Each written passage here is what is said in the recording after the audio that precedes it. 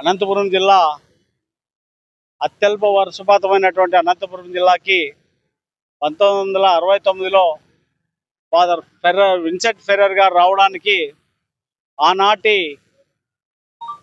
ప్రధానమంత్రి అయినటువంటి శ్రీమతి ఇందిరాగాంధీ గారు గుజరాత్లో అతన్ని ఇబ్బంది పెట్టి ఈ దేశం విడిచి వెళ్ళిపోవాలనే సందర్భం వచ్చినప్పుడు ఇందిరాగాంధీ గారు పిలిపించి ఈ దేశంలో రాయలసీమలో ఉన్నటువంటి అనంతపురం జిల్లా కరూరు జిల్లా, ఆ కరూరు జిల్లాలో ఉన్నటువంటి ప్రజలకి నీ వంతు సహాయ సహకారాలు చేయమని ఈ జిల్లాకు పంపించినప్పుడు 1969లో ఫాదర్ విన్సెంట్ ఫెర్రర్ గారు ఈ జిల్లాకు వచ్చి ఈ జిల్లాలో ఆర్డిటి సంస్థను ఏర్పాటు చేసి ఈ జిల్లా ప్రజలకి అనేక సేవా కార్యక్రమాలు, విద్య వైద్యంతో పాటు గృహాలు, రైతులకు కావాల్సినటువంటి సదుపాయాలతో పాటు అనేక కార్యక్రమాలు ఈ జిల్లాలో చేపట్టి 1969 నుంచి నేటి వరకు సంవత్సరం కాలం వరకు నిర్విరామంగా జనాల కోసం పనిచేసినటువంటి ఆర్డిటి సంస్థను ఈరోజు పాలకులు మత మార్పిడి చేస్తున్న చిన్న కారణం చేత ఎఫ్సిఆర్ఏని నిలిపేసి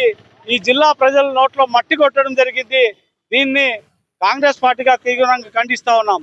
ఈ ఆర్డిటి సంస్థ అనేది అమ్మా పెట్టింది అడుక్కునే చందంగా ఈరోజు వాళ్ళు ఎక్కడి నుంచో తెచ్చి ఈ జిల్లాలో ఉన్నటువంటి పేద ప్రజల కోసం నిర్విరామంగా కృషి చేస్తూ ఉంటే పాలకులుగా మీరు సంతోషించాలా.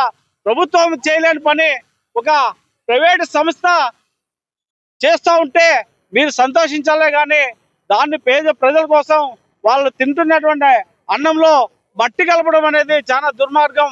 కానీ ఈ జిల్లా ప్రజలు రాజకీయ నాయకులు, అన్ని పార్టీ ప్రజలు ప్రతి ఒక్కరూ స్పందించి ఆర్డిటికి ఎఫ్సిఆర్ఏ రిన్యూవల్ చేయాలన్నటువంటి ముక్త కంఠంతో అనేక ప్రజా సంఘాలు, అనేక కుల సంఘాలు, అనేక రాజకీయ పార్టీ నాయకులు, ఎమ్మెల్యేలు, ఎంపీలతో మొదలుకొని అందరూ కూడా ముక్త కంఠంతో ఈ రోజున ఈ ఎఫ్సిఆర్ఏ సాధించుకునే దాంట్లో అందరి కృషి ఉంది, ప్రతి ఒక్కరి కృషి ఉంది. కాబట్టి ఎవరైతే ఎఫ్సిఆర్ఏ కోసం పనిచేశారో, ఎఫ్సిఆర్ఏ రిన్యూవల్ చేయాలనే నినాదంతో రోడ్లు ఎక్కి ప్రజలతో పాటు మమేకమై ఈ ఇష్యూ కోసం పనిచేశారో వాళ్ళందరికీ కూడా పేరు పేరున ధన్యవాదాలు, నమస్కారాలు తెలియజేసుకుంటున్నాం కాంగ్రెస్ పార్టీ తరఫున. ఎందుకంటే ఇది సామాన్యమైన విజయం కాదు. ఈ జిల్లా పరిస్థితులు, ఈ జిల్లా యొక్క స్థితిగతులను దృష్టిలో పెట్టుకొని అన్ని రాజకీయ పార్టీలు కూడా కలిసి వచ్చి అన్ని ప్రజా సంఘాలను కలుపుకొని ఈ రోజు ఎఫ్సిఆర్ఏ రావడానికి కారణమైనారు.